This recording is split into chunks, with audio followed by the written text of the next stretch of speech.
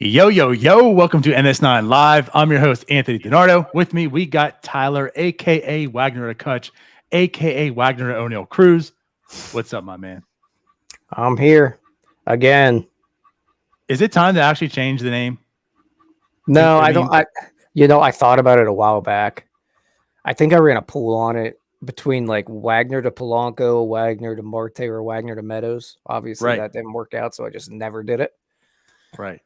At this point, I don't even think about it. I kind of forget what it even means.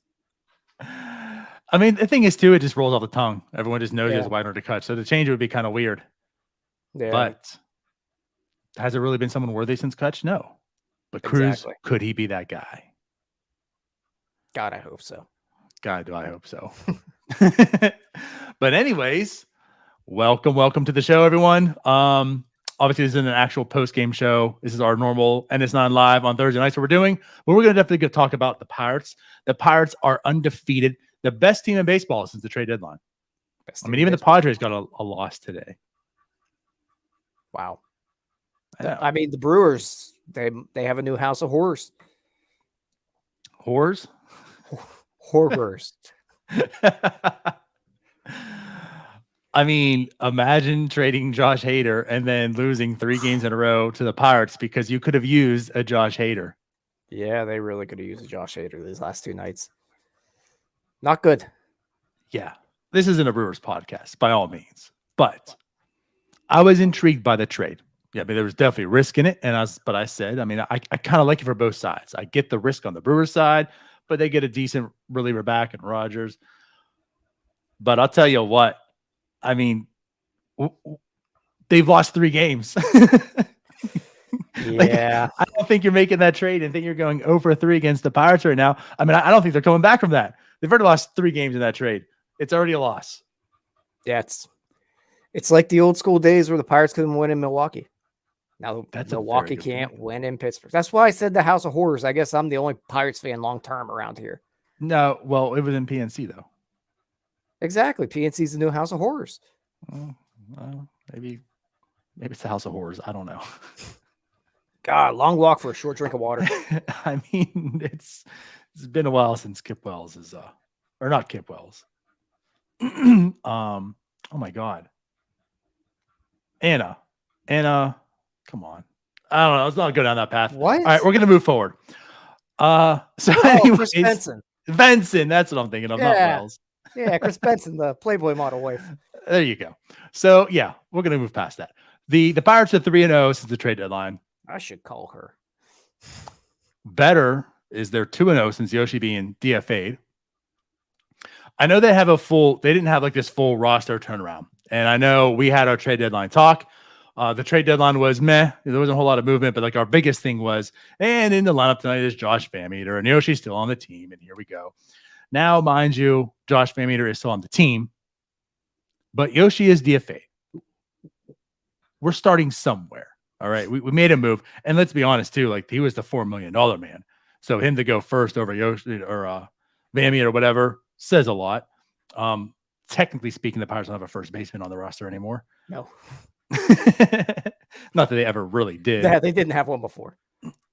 But where are we going with this? Where are we going? What do we like what we see so far? I'll tell you what I absolutely love is the lineups that have been put out the last 2 nights. They actually look like competent major league lineups. And it's a shame because this very well could have been done 3 months ago. Yeah. But instead, they wanted to showcase a bunch of guys that they were just going to end up DFAing eventually anyhow. Right. That's the frustrating part. But we're here now. I'm not going to dwell on the past until next week. But I get it. And that was the whole problem. You know, like anyone in the right mind knew that neither of those guys were getting traded. So why even bother doing it when you could do what they're doing now? Now, mind you, like it's not as if they're going to win for 2 weeks straight. It's not like they were going to go and dominate the Phillies because of this lineup they have out there right now. But the thing about this lineup is it's intriguing. Like it's guys that have a future, like guys that you want to see get plate appearances against major league pitching. You know, you have some evaluations. And again, like they're just not a waste of a roster spot. And we'll get into it. But of course, Marcano is up and he's showing he's playing right now. And I'm not saying that he's going to be this guy, but he has the ability to do better than Yoshi and Josh Van Meter. He'll have his struggles, I'm sure. Every young guys will have their struggles, but they're better than Van Meter and Yoshi. At the very least, Marcano plays a very capable defense pretty much everywhere you put him. You can't say that about a lot of guys they've tossed out there. You cannot say that about Josh Van Meter. The guy can't even find first base. Literally. You can't say that about Diego Castillo. And I want to see more Diego, but Marcano at the very least can play both corner positions at a very high level. And he plays a very good shortstop. He's not as versatile, I guess, as some of the others, as in they haven't put him in every other position, but he plays the ones that they've put him in very well. Right. You're correct. And like on top of that, right, I'm willing to backtrack. If people prove me wrong, then that's a good thing. Well, I guess if I'm poo-pooing on them, if I think they're good, like if Onel Cruz proves me wrong, that's not a good thing. But like for Marcano, and I think pretty much all of us on board with this, Jim's going closer to the other side of it now. But like when you go to Marcano, we didn't really like him. Like we felt and we joked he was Cole Tucker light. Like there's Cole Tucker, and then there's Marcano. And the difference, right? I'm still suspect of the bat. It's playing way better than I would ever anticipate at this point in time. But the thing you can say about him is Cole Tucker, you wished would have the defense that Marcano has. Like that would have been his staying card. If he could at least play defense everywhere, he has a skill set and he doesn't. So like as much as we joked, Marcano's ceiling pretty much is like the best version of Cole Tucker you could probably imagine of right now, which isn't high, but that's useful. And again, like go back to the Sean Rodriguez days when he didn't have a bat, there was a lot of value in that. Yeah, I think the Cole Tucker part you brought up is really the best point you can make is Cole Tucker got put in those outfield positions. It did not go well. He was lost as could be. Marcano actually does play it very well. We haven't seen him in center. Thank God they haven't had to. But who knows? Maybe he plays that good too. I mean, he could. Right. But he's at least able to play those outfield positions well. I don't like the bat. I don't think the bat's a major league starting caliber. But to be honest, I didn't know much about the defense when the trade was made. So all my opinions were based upon the bat. Versatility or just the shortstop defense? I mean, versatility is one thing. They said Diego Castillo was versatile. He can't play the outfield. But I guess what I mean is when you say you didn't know about the defense, like I thought it was pretty known he was a very good glove at short. So like, were you assuming like you didn't know about the versatility part of his defense? Yeah, I did not. You look at the bat, you don't really think corner outfielder. Well, right, for sure. Or even a shortstop. Like you question Sawinski right now at corner outfielder. Truthfully, a shortstop normally doesn't really move to the corners. It's just kind of weird. I don't think we see that often. Right. But the defense provides value to the team. I'm higher on him than I guess I was, which isn't saying much because I thought he was like a 25th man. Now I think he could be a major leaguer. There's some things that I really think he could do to maybe be more valuable at the plate. People might think I'm crazy here. Well, they already do, so spill it. So I really do. I thought about this. I think he needs to go full on Juan Pierre light. I don't think he hits enough baseballs on the ground. And I thought this about Billy Hamilton before. He hits way too many balls in the air. Marcano's too quick out of the box. He's not going to add power. He does have good bat-to-ball skills. And if you look at him in those Padres seasons, He was a low strikeout guy. Ground ball rate was above 50%. He was hitting over 300. I think he's a guy that if he becomes a pure slap hitter that just slaps the ball on the ground, maybe lines it a little bit, there's a lot more value in the bat than there is whenever he's trying to lift the baseball, which goes against everything we think about in modern baseball. Yes and no. So I like that. So I'll put it this way. When you say it goes against everything, right? I mean, there's just some hitters that shouldn't fit that profile. Like Juan Pierre's pretty much one of them. I mean, Ben Revere is another one. Like Ben Revere shouldn't be working on hitting the ball into the air. He can try as hard as he can. He'll never hit a home run. So what's the point, right? So I guess that's kind of where you're leaning to. So maybe Marcano just shouldn't be doing that. And hey, I mean, I have no thought on that. I don't think there's much power in that bat. And right now, I think his ground ball rate's somewhere around like 40%. If he can get bumped that to like a 52-ish, you increase those infield singles. He's got the speed to beat a lot of ground balls out. If he can turn into like a 260, 270 hitter, the power's not going to be there if he's trying to lift the ball anyhow. That's just kind of where I'm at with him. I'd be intrigued by him going, I guess, pure Kevin Newman with more speed. Pure Kevin and Newman. left-handed. But he's right. He's faster. He's left-handed. So basically what you're saying is for all the reasons that we clowned him and said he's a slap hitter, that should be his calling card. That's what you're pretty much saying. Like, so he should just do that. Yeah, but into the ground. And line drives. No fly balls. Right. Well, that's what he was doing. He's basically a swinging bunt guy. Yeah. And he actually might need to bunt more.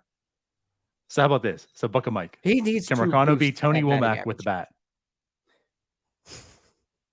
I mean, we poo-poo batting average all the time. Batting average needs to be his calling card. Because that's his key to get on base. Yeah. For the people too, like about poo-pooing on batting average, like the thing about it is it's not the one and only thing that matters. Like O'Neal Cruz, for example. If you're just looking at his batting average, then you're not understanding where his value comes in. And I guess that's what you're getting at. So the batting average is where Marcano's value will be. He's going to have a high batting average because he has no power. That's why the OPS will still lack, but it's not going to be terrible because of the good batting average. So I'm intrigued by that. I'm intrigued by it. If he can do that, like, listen, if he could be Juan Pierre, by all means, you dominated that trade. You absolutely dominated that trade. Because you have Jack Sawinski, who I think we're all on board, like at worst, is a fourth outfielder, at worst. So for Adam Frazier to get Jack Sawinski, and then Juan Pierre, I'll take. I'm not sure if he's going to be Juan Pierre, but I guess I don't mind what you're saying. I would like to know what Jim is referring to about him raking in the minors, aside from him hitting very well at AAA right now or before he got called up. Because I mean, he has, but he's hitting 362. You know what he did? But how's he doing it? How did he do it in the minors? Right. He hit ground balls. He basically, I mean, there was a 1 year in 2021 he had 6 home runs in AAA, but he's never hit more than 2 in a season. Yeah, know what his ground ball percentage was? What? 57. Tell us. There you go. 57%. Jim's pointing out like is this one stretch in AAA this year. Or yes, he did not hit that many ground balls. I'm referring to his ground ball rate way too much right now, and I'm boring people off the planet. I'm just saying. Go full-blown Luis Castillo and Juan Pierre. So let's do this then. Regardless of the approach, regardless of how he's going to do it, it's definitely fair to say, like to Jim's point, the kid has been performing. He's, again, I can't stress it enough. He is batting 362, on base 433, slugging 500, a 152 weighted runs created plus in Indianapolis this year. Now, albeit it is just 14 games, 67 plate appearances, but that's production. And for the rest of the time where he's in Double-A and 122 plate appearances, it wasn't much different. 303, 413, 475, a 142 weighted runs created plus. Like he has been performing not just enough, not just like, hey, maybe the bat is good enough because he has a defensive calling card. Like his bat's been playing. So I will take back everything I can say. I have been down on Marcano. I'm still skeptic, but you got to give him every opportunity right now to show that he can do it because he's proving you that he's performing at a very high level. You absolutely have to give him every opportunity. You got to keep him in the lineup right now. I'll add every single underlying numbers show that he stinks at the plate. Like his expected weighted on base average is like 220. That's atrocious. It's a very small sample size. It's probably a lot better since he's been up because he is hitting the ball a little harder. But he's having like 4 hits a game every single game. It feels like. Yeah. You got to leave him in the lineup right now. I'm not really a big believer in him, but he's got to prove he's got to prove me wrong, basically. Yeah. He's got to get every opportunity to do so. I'm with it. I'm not going to go on the side of like, I'm a Marcano stan and he's great, but my eyes are open. They absolutely are. Everything I said last year when I hated the trade, and at the time of the trade, right? It was open. It was open, but then you saw how he finished the year in Altoona, and it was like, man, this sucks. Like this kid cannot hit, and he's done the complete opposite this year. The complete opposite. So I'm liking what I see Marcano. I'm intrigued, and now that Yoshi's gone, you just kind of expect Van Meter will be. But regardless, like well, let me bite my tongue because I say they're not going to get the starts they did. But Van Meter will be starting tomorrow, I'm sure, and we're going to have these same complaints. I hope they don't. So you want to give Marcano all the starts you can and such. And like Andy says here, Marcano better than Newman. I mean, the thing is, that's not a high floor either. It's, like the floor is already here. Where's the banner? Here. So like to be better than Newman is right here. And that doesn't take a whole lot. So the other issue is that you can play both. It just means you don't play Josh Van Meter. Correct. Like I'm okay seeing Marcano has the versatility, so we can go in the outfield. That helps him get more at bats. Like I don't really need to see much more Blymadris.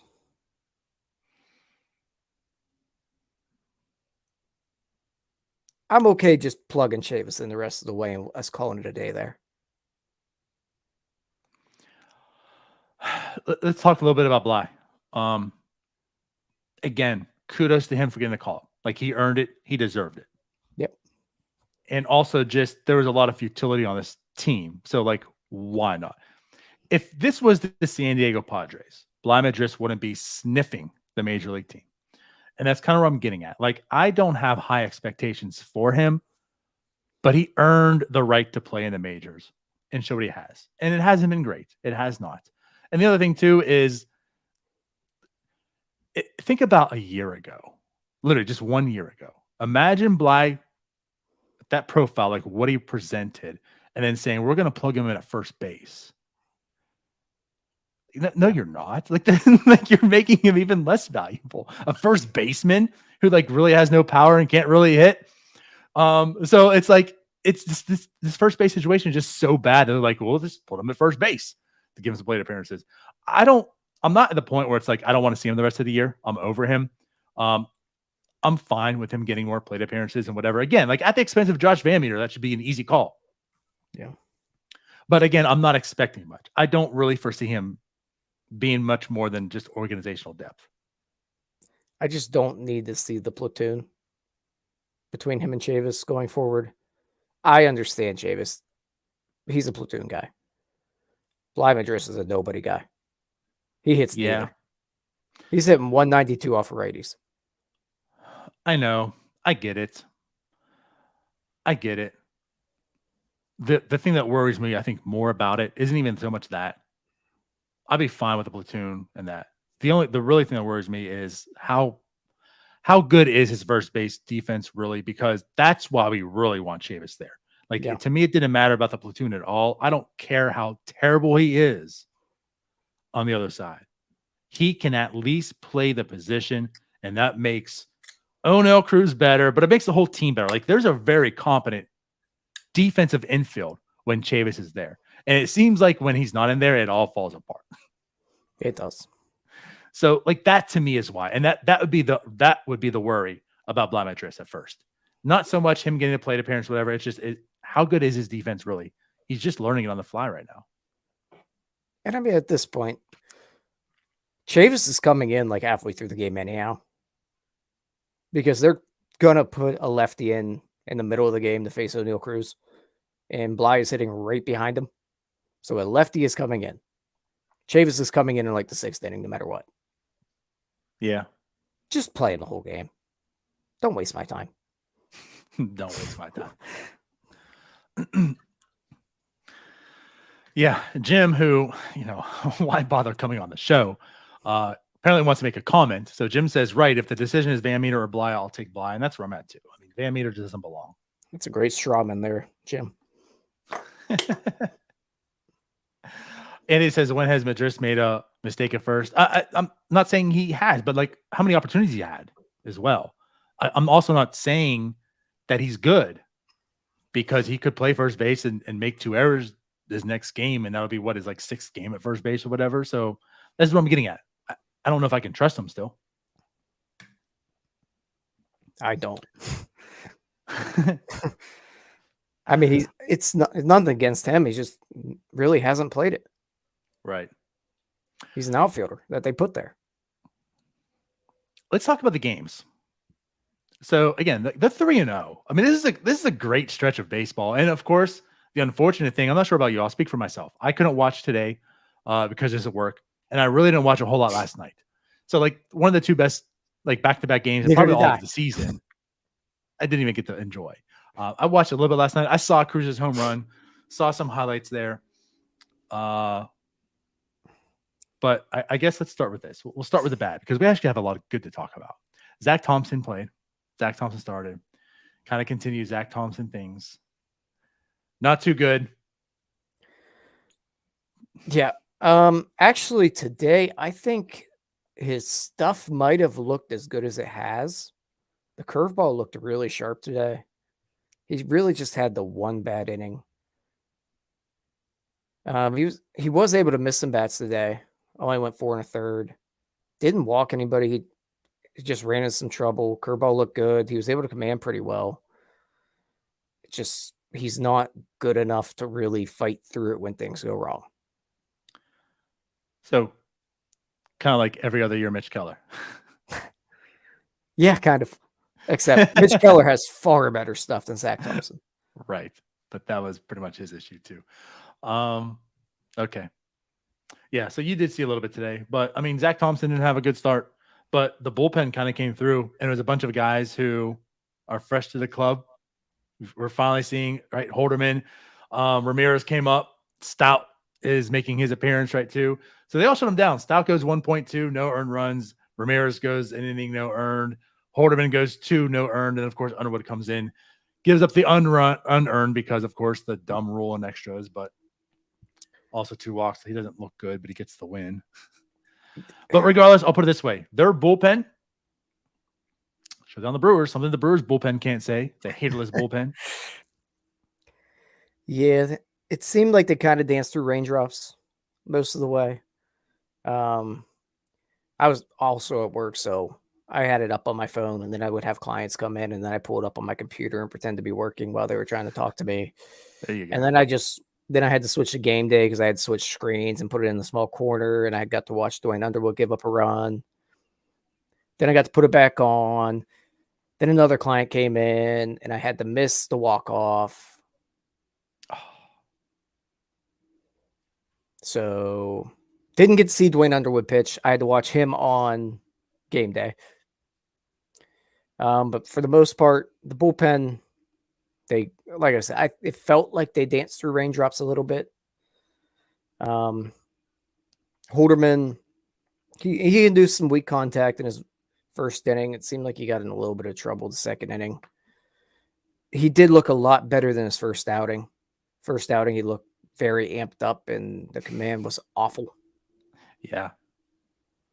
Good bit better today. You hope it continues to improve because they need bullpen arms badly, and I'll be upset if they traded Daniel Vogelbach, who just keeps hitting home runs for the Mets, for a reliever that sucks. Did he hit one tonight, by the way? Yep. The way you said, he just hit another one? He hit one night, yeah. Oh, God. So what is he batting now, like 320 for the Mets? Yeah, I did forget Brian Hayes made an incredible play. That I heard. My father-in-law was actually at the game today, and he told me about it, and that was like the big thing he talked about too. Yeah.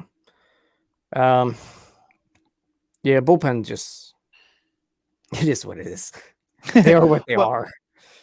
The thing about it though too is we're starting to see the turnover from the bullpen even. We talk about the turnover on the roster, we talk about the lineup. I mean, Yoshi's DFA, that's pretty much the gist of it.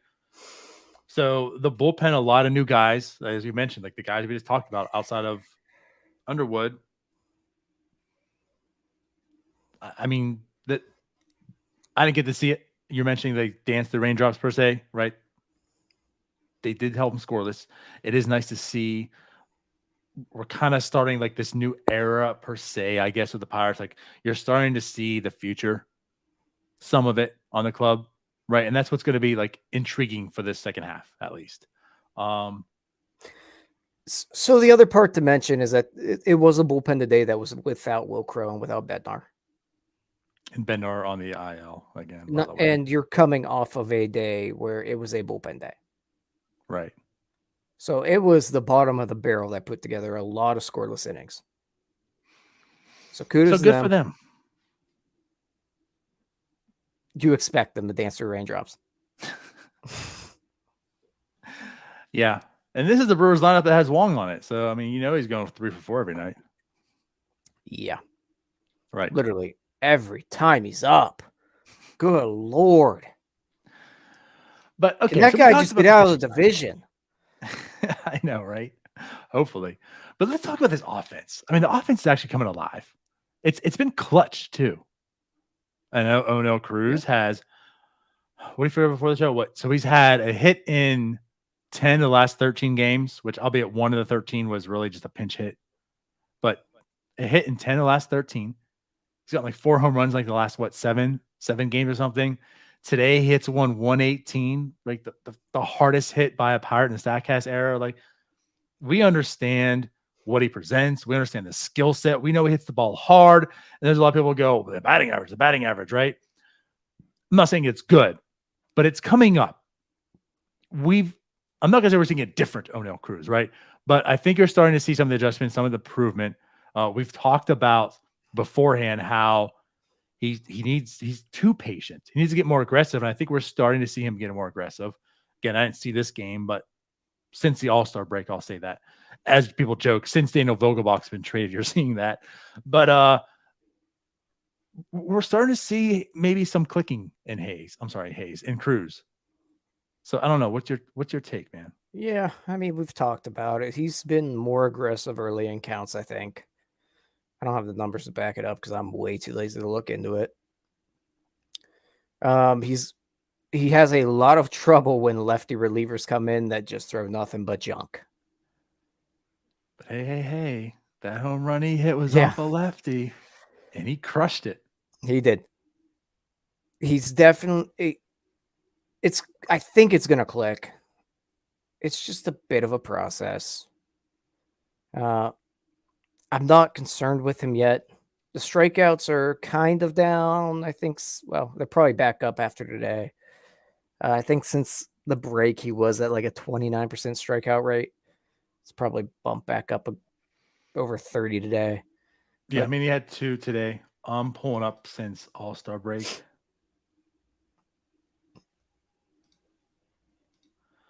It was at 29.7. So, right, he's definitely over 30 today. And Anthony did just bring up a pretty good point. If I can click it, or you can click it. I'm not doing it. I'm not going to screw this one up for you, Tyler. Anthony said Cruz hasn't changed. The umpires were screwing him before. I actually do think that's a somewhat fair point. He was getting some shit calls, and they were putting him in some bad spots. I think they still are, but we are seeing a bit of a more aggressive O'Neal Cruz. I think there's still a good bit more aggressiveness that he could have. I don't want to disagree with that statement, but also to me seems more as an excuse than an actual reason. Because he's looked bad. For all the stuff we've talked, like he's looked bad. That to me is excusing him for being bad to a degree. Yes, he has gotten some bad calls, and I get it. And it's funny how like I keep and always compare the Julio Rodriguez and how much he struggled early on to Cruz, because that's why you give these guys some time. But Julio Rodriguez was legit getting screwed as well. Like he was getting owned by the umps early on. So I think it's funny how you're bringing up like another comparison between the two. I think with Cruz, it's not so much he's getting owned in a sense like Rodriguez was. I think he's 6'7" and umps don't know what to do with him. That's fair. Right. Like it's the biggest, it's one of the biggest strike zones they have. Yes. Right. Like when they're like, oh, it's a strike. And it's like, well, that's my bad. That's normally at someone's belt, but that was below your knees. It's at your ankles. And right. Especially when like Chavis is batting ahead of him, like all 5'9" of him or whatever. Then here comes O'Neal Cruz. Oh man.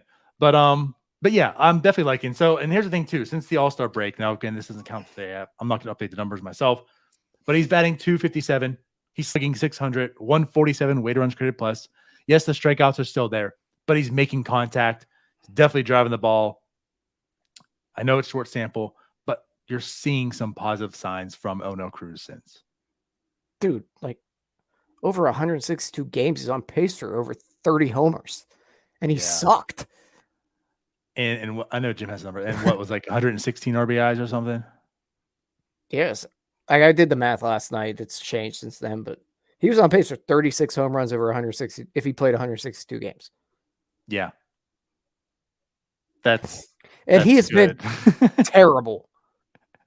Like there's no other way to put it. To this point, he has not been good. You're basically saying like Cruz stinks.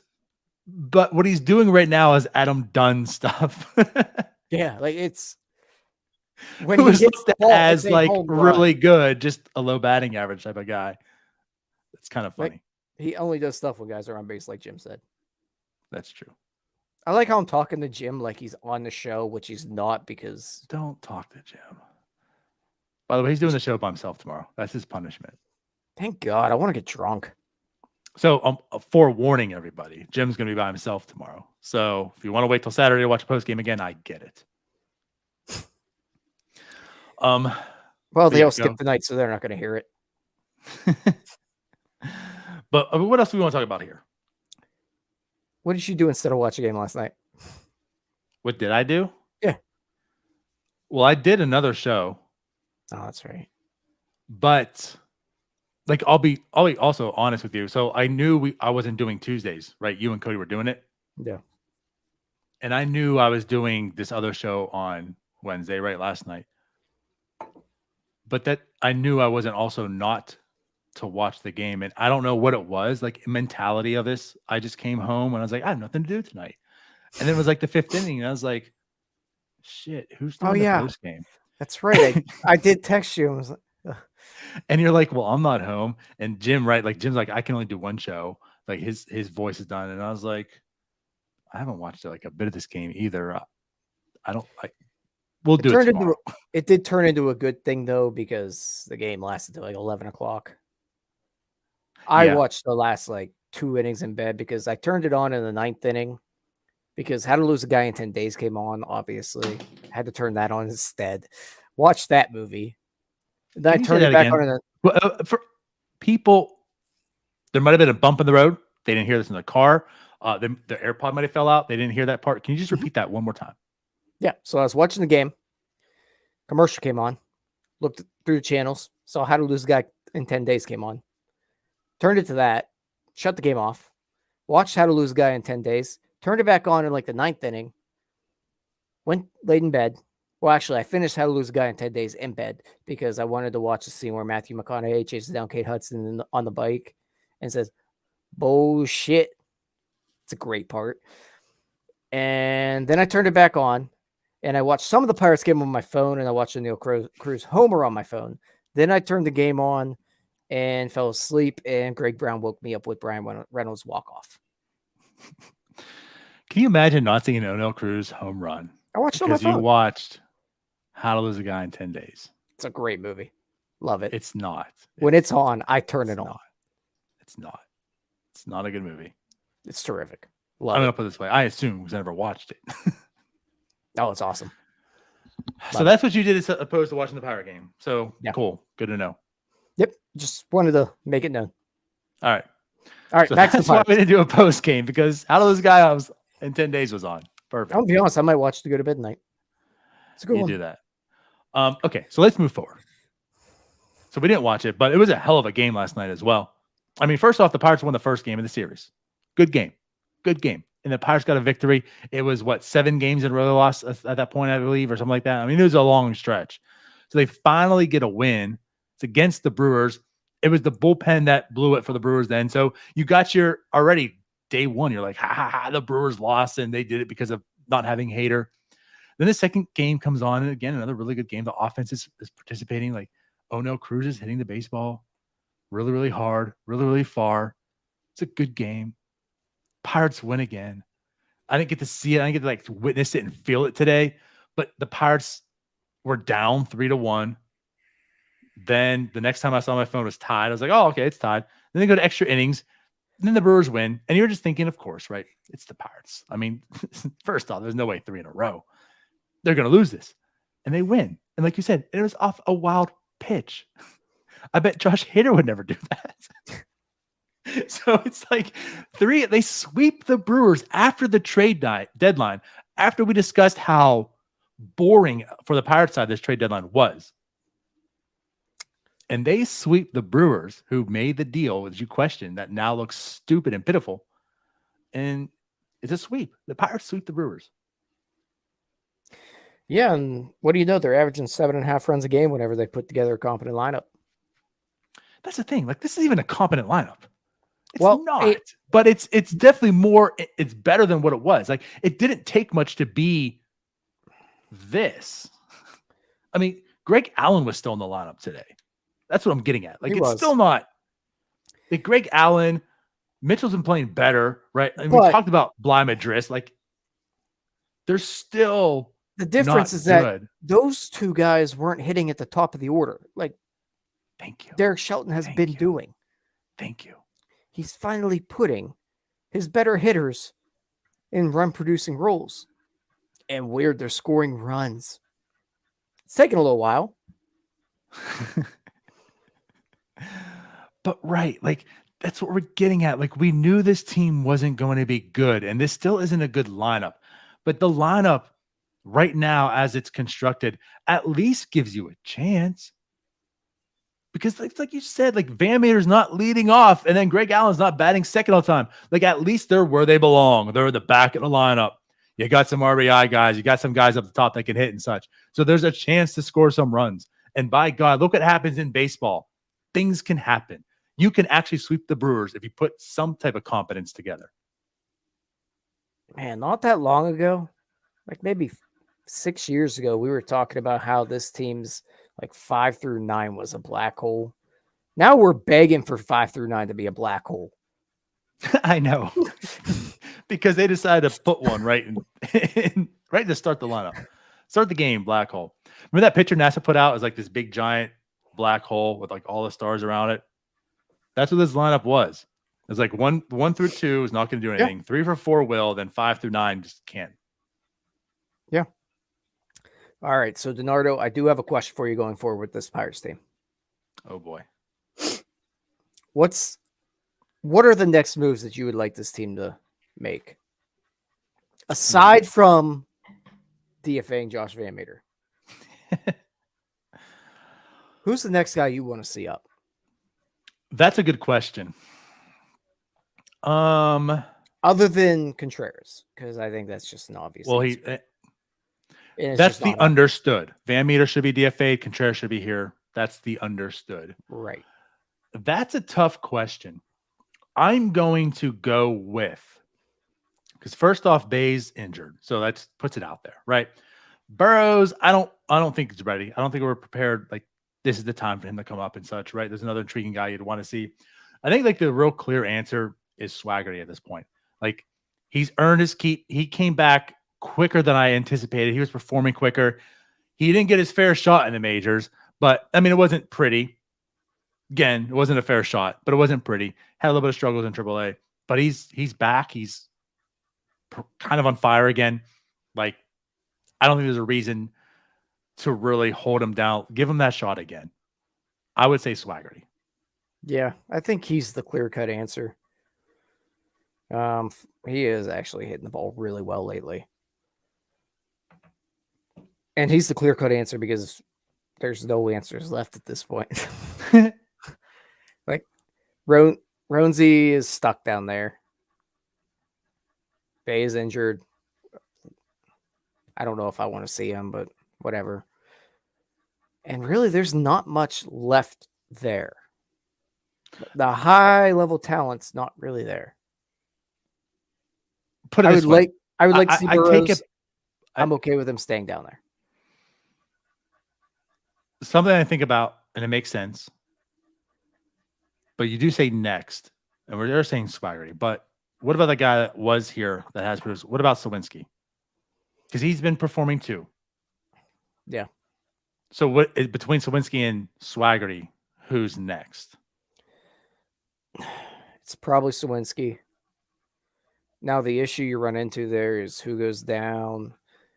Bly probably has to go. Then there's really nobody left to play first base. Roster construction comes in. I argue that and say, again, it's not going to be probably pretty, but he's done it at least. I mean, there still is Ben Gamble on the team. And if you have Sawinski and you have Swaggerty up, and of course there's Reynolds, he's going to lose playing time in the outfield just by that. So that's a way of, if you want to, right, getting his bat. I mean, you lose Bly. If you still want to do the platoon or whatever, maybe he ends up being the platoon guy at first. So there's still that potential. I think you could do that. Yeah, and I don't love that option at all because we just discussed. Yeah, but do you love the Bly option either? I don't. I love the option of finding capable first baseman. And that should be easy. And this team But that's like the most difficult task that the Pirates have ever had. Yeah. I think it was easier for them to win after 20 losing seasons than to find a first baseman. They haven't found a first baseman in those 20 losing seasons since that. Like, it's probably been like 30 years without a first baseman, give or take a year here and there. Listen, I disagree to an extent. You know what? I take it back. Are you also meaning like capable to play it position wise? No. Just because Josh Bell, he had a year. He's having another year. Not with the Pirates. Well, I get that. So I was going to say that's where I wanted to ask you about it because he's had 2 years after the Pirates traded him. Jim, shut up. Those were the 3 I was going to say. He could come on the show and talk and tell us. Yeah. But yeah, I mean, Adam LaRoche was a decent first baseman with him. He didn't really play. He didn't hit the ball that well. Bell had the Not 1 like year. he did with the Braves. Garrett Jones had a couple years where he was insane. But really, it's been like 30 years of not having a first baseman. Since I've been alive, this team has not really had a long-term first baseman that's capable of playing. Kevin Young. Thank you. That's what I was going to say. Like, this isn't the slander him. But when you think of Pirate first baseman, like, that's pretty much the pinnacle. It's Kevin Young. That's what you look at. And I said, it's not to slander him, but it's not like Kevin Young was a stud. He's pretty good. Like, but not stud. That's what I'm getting at. Like, it's if not he like he played was a anywhere stud, else, he wouldn't be but remembered. that's the ceiling. That's what you look up to when you think Pirates first baseman. And like right now, the Marlins have like Jesus Aguilar for nothing, and like he's been very productive. I mean, like it doesn't take much to find a good first baseman in that realm, right? And that's what I'm alluding to. Kevin Young is like that dude. We also had the few years of Craig Wilson. Yeah. Yeah. Those were fun too. He just came off the bench and hit dingers. Yeah, the flow. It was so nice. Then he went to the Yankees, had to lose it. Oh, imagine having to go to Yankees. I mean, I've seen a lot you're of saying really bad okay. first I just base want to play. say something real quick. Kevin Young really it wasn't that good. He had a 3-WAR season, had a 5.3 WAR season. That's pretty 1.7, good. 1.7, negative 1.2. Like for his career, he has under 8 WAR. And like weighted run created plus, he had 3 seasons over 100. 118, 108, and 128. Like that's what I'm getting at. That's not a great first baseman. But that's the pinnacle. That's the guy you look to. You said he Kevin had a Young. 5.3 with He did. WAR as That a was his- first baseman. Correct. That's pretty damn good. It is. I'm not saying that is not. But when you had 1, 2, 3, 4, 5, 6, 7, 8, 9, 10, 11, 12 seasons and you've amassed 8 WAR, one of those seasons having 5, he was shit all the other years. Bernardo, we lived through years with Ryan Nomit playing first base. I understand. That's what I'm trying to say. When Kevin Young is that guy, you have to understand and put in perspective. Kevin Young was never that guy in MLB, period. No one else looked him that way. It's just because this team and organization was so bad that when you had a guy that was able to play baseball, he looked like a god. And they've been so bad at replacing and finding a good first baseman since then that Kevin Young is still looked at as that guy. And he has he has 7.9 WAR in his career with 4,300 plate appearances. He wasn't that good. I didn't want to go this route. I said I didn't want to slander him, but like he wasn't all that good to be the guy that you look at for the last 30 years of being the best at something. Jesus Christ. Anthony just brought up Sean Casey. His little stint with the Pirates was atrocious. Yeah. Speaking of guys who didn't perform on the previous teams, not that Alan LaRoche was like bad. He didn't give us Braves numbers, but yeah, Sean Casey was not good. He didn't give us Nationals numbers either. No. And he didn't give any numbers in April. He was terrible in April. And that sucks. Like I love him more now because you see him on TV and his personality stuff, but like such a good dude from Pittsburgh, like coming home, playing for the Pirates. Yeah, all I remember about Sean Casey is the one time he got thrown out from left field, running to first base. Don't they play that on MLB like a lot too? Maybe not a lot, but I've definitely seen them troll him with that. You know what's awesome about being a Pirates fan? Anthony says Derek Lee was the best Pirates first baseman. He's close to right there. And Derek Lee took 2 weeks to show up to this team because he did not want to be here. He retired rather than playing for him again. Yeah. That's really why he is the GOAT. He had no desire to be here, and he just showed up and hit dingers. After 2 weeks, he just be like, I got to move my family. It'll be a minute. In a pennant race, we're good. Right. And then they get I've always liked Derek Lee, too. He was one of my favorite players. So I love that trade just for that, too. And he was a good hitter. Like, he still was. And right. And then you're looking because he saw the year control. It's like, he's going to be a Pirate next year. Like, this is going to be fantastic. Derek Lee on the Pirates. A capable first baseman is what we're going to. And he's like, nah, I'm out. No, we're good. He played like 15 games because he took so long to get there. Right. Oh, God. But, God, that Aaron Baker they traded for him, he was going to be a stud. Funny how that worked out. Those were the good old days. God, that really sucked. Like, I'm looking at him right now. Derek Lee hit like 337 with the Pirates.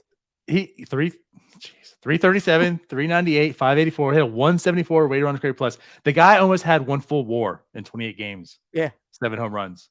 What do you have, like just 0.7? At 35. Huh? 0.7 WAR? 0.9. Damn. Like WAR, he came WAR and just beasted. Change. But again, like a 35-year-old, and it's not as if he was. Well, no, my bad. He was with Baltimore and he sucked there too. So yeah. No, he was bad with terrible in Baltimore. Yeah, I forgot about that. The Cubs he was awesome with the Cubs the whole time. Yeah, But anyways, yeah, Derek Lee was awesome. But it was 28 games. Like, I think the one year he had almost like a 200 weighted runs created plus with the Cubs. He was a doubles god that year. I had him on a fantasy team that year. 46 home runs, 170 weighted run created plus, 7 WAR season. Yeah. We're just going down rabbit holes here. I know. What are we doing? Everyone's like, I'm done watching this. The problem is that people started watching now. Right. It's like, oh, wait, they're not talking about the current Pirates. I'm good. And then they also traded for Ryan Ludwig, who sucked, and then went to, where did he go, the Cardinals or the Reds? I think the Reds, right? I can't remember exactly, but he just went off for the next like 2 years. Obviously. I wonder, and this is for another thing, but like, I wonder where, to Anthony's point, I wonder where Derek Lee ranks as far as like total WAR for first baseman for the Pirates in the last 30 years in just those 28 games. Like, I bet it's top 10. Well, Gabby Sanchez is up there, obviously. Yeah. More WAR than Michael Chavis. Yeah, by far. Just going to say that. Jimothy. Yeah, I mean, you got on the list. It's LaRoche, who really didn't do much. Garrett Jones, Gabby Sanchez, Pedro. I don't even think was worth like a WAR. I'd say there's no way. Not when he went to first. Yeah. Those are the bad years. Josh Bell had the 1 year like close or over 3-ish. Yeah. Aside from that, like 2.9, but still. Aside from that, it's just been a black hole. Casey McGee. I think he was negative. That was another one. Casey McGee coming over. I was excited about that. Never mind. That's who I'm thinking of. McGee. That was another one for the Brewers, but no. Okay. Let's stop. Let's move on to something else. We're just talking about Pirates.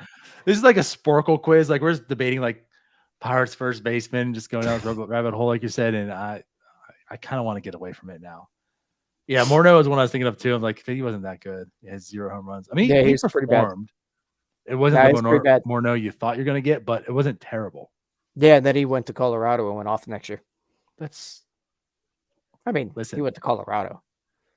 For one, it's the Rockies. For two, the Pirates fans understand when they leave, they perform.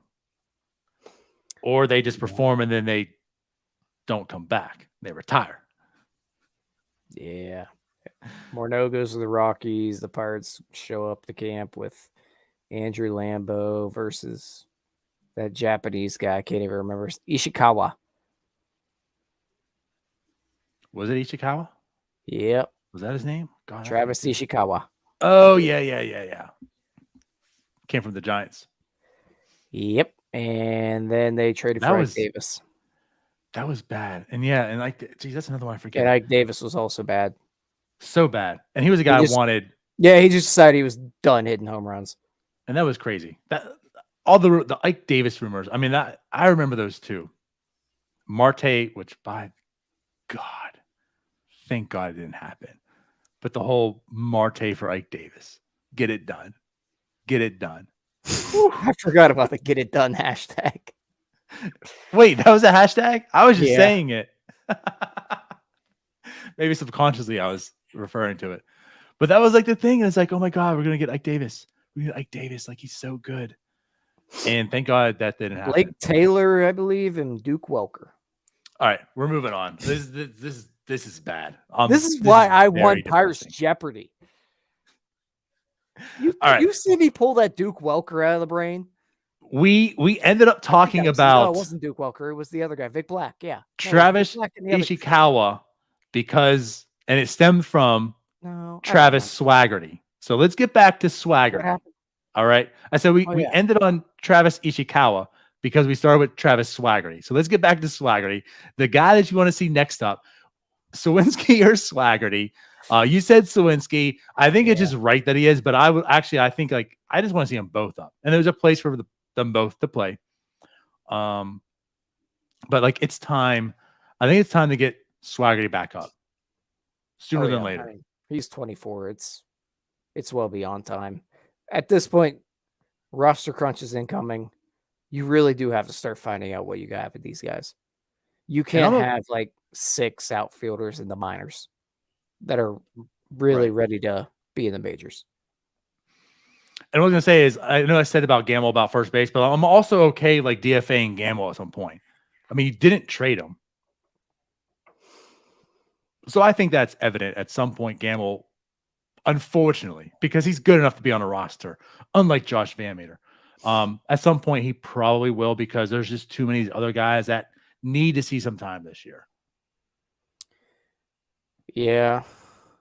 If you already have Marcano, Newman, Cruz, then you have an outfield of Reynolds, Sawinski, Swaggerty. You know, it's just like there's not enough to add other guys to this, really. Yeah. Yeah, and then you all right, stop it, guys. No more comments. People love it. We're done. I'm shutting this off. You know what we need? We need to have a Sporkle quiz night. Do we need to do NS9 Jeopardy again? We do. It's maybe just not as many. Yeah. But anyhow, you almost have to do something with Gamble going forward. He's not hitting well. He is a major league outfielder, which is kind of a shame they weren't able to just flip him at the deadline for literally anything. Right. Just because there's so many guys that you have to see. Marsh went to Philadelphia. Marsh isn't hitting. Marsh has never hit.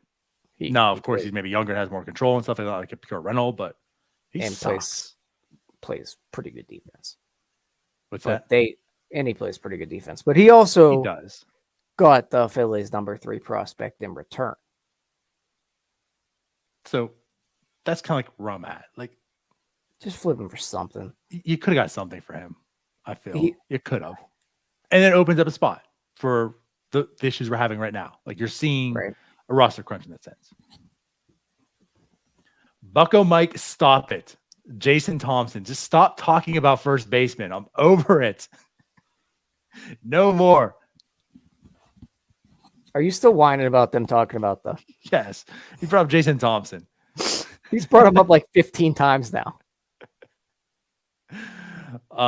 But anyways, yeah, Gamble, I can feel like his future is limited with the Pirates. Yeah, well, obviously. Right. Like he's off the team after this year. I get that. He's Mr. Limited. I appreciate him. Like he's a major league outfielder. There's just not a fit on this team for him. Now, yeah. The pickup was great. I know that's a good one. Yes. I know when he came over, he was Ben Gamel for you because he wasn't worthy of knowing his name. No, he wasn't. And he was DFA'd. But of all the acquisitions that like Ben Charrington has made, picking up the waiver wire trash, he's been one of the better ones. He was very competent last year. Started out this year as well. I know his injuries and coming back. It's not been his best right now, but he's done his job. And he was a leader in that clubhouse in that sense and blah, blah, blah, the other good stuff, all the intangibles that he can present and such. But I think it's at the point now where the kids got to play. The kids got to play. And they're doing it to a degree right now, and they're winning games.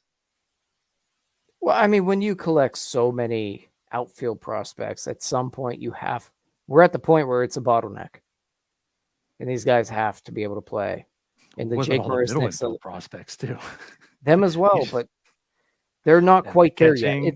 It's not quite the bottleneck at the middle infield position yet. That's a good point. The outfield is there. Like it's tight. And the Jake Marisnicks of the world and the Ben Gambles of the world. I forgot about Marisnick. Even though it seems like it's taken longer than what they might have expected with him, the other still Marisnick too. You kind of just got to cut bait with them and see what you have with the rest of them. That way you can go into next season, because a competent GM would go into next season and hopefully add. And you need to find out what you have and where you need to add. I expect Also, there's going to be a Rule 5 draft coming up for the first time in 2 years. I was going to say, now, subjectively, how you want to word a lot. I expect a lot of trades coming. And it's not what I'm getting at is you're going to see like, Giancarlo Stanton on the Pirates now and Aaron Judge signed, right? And then all these other trades happen. Like there's just like you're saying about the bottlenecks. And as you just said too, the Rule 5, there's a lot of things that need to happen. There's a lot of guys that need purged.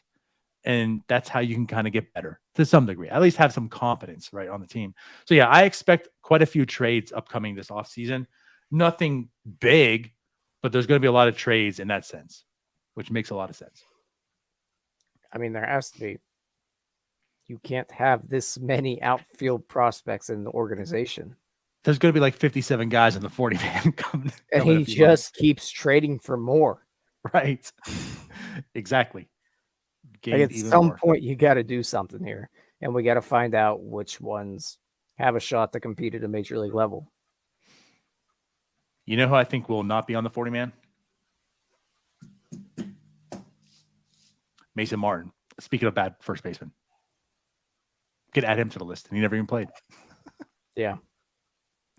Yeah. I think I won that bet. What was the bet? I don't remember, but I think I won it. Did anyone really win a bet? I mean, Anthony's absolutely right. They might all suck. There's a very good chance they all suck because they acquired a bunch of potential fourth outfielders. But we got to figure out which ones are fourth outfielders. Yeah. And which ones really do suck. And if they all suck, then you got to move on and know where you have to start adding. And that's where we're at. Like, that's why this season was so important, because it's okay to find out that prospects aren't going to hit. You got to find out who they suck, because that's where you know where you need to find players for. Man, tonight would have been a good day to grade Sherrington, because we did this last year after this point. And but you know what, though? I think last year was fair because there's a lot of moves at the deadline. Yeah, this year there wasn't, so there wasn't much to add. Yeah, but we also have another year of watching these prospects. But to me, it sounds like we could just wait to the end of the year. You're lame. It's fun to do stuff without Jim. I mean, there's plenty of opportunities to do that without Jim. He never shows up to work anyway, so it's true. We can do it next Thursday if you want, or the Thursday after, or the next Tuesday. Just pick a day. Jim won't be on. It's true. Jim don't work here. Jim doesn't do podcasting. Oh my God, guys. Well, anyways, anything other than first baseman that we want to talk about? I think I'm out of first baseman, the name. Bucko Mike just put C. I think that means we're done. He's already grading the show. He says it's a C. That's fair. All right.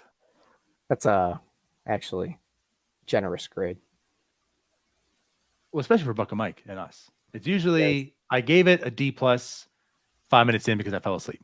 But then when I woke up and listened to it, it was an F. I think he only give it a C because Jim's not on.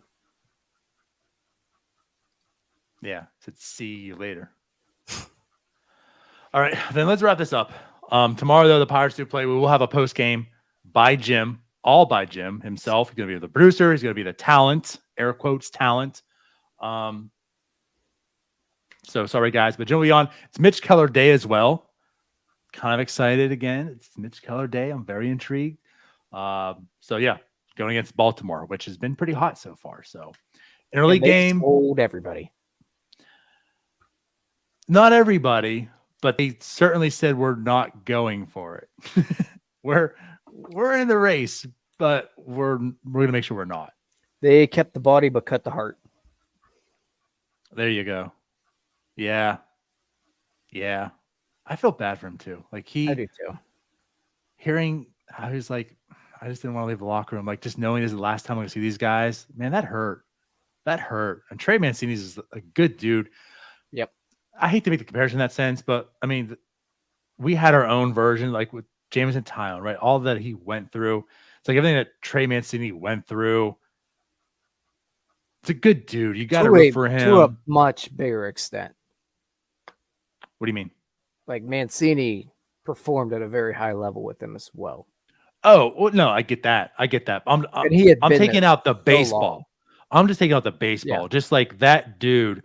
And right, he was just like, this sucks. Like this is my home. This is my team. These are my guys. And I can't be here tomorrow again. Like I'm forced not to be here, man. That hit home. That sucked.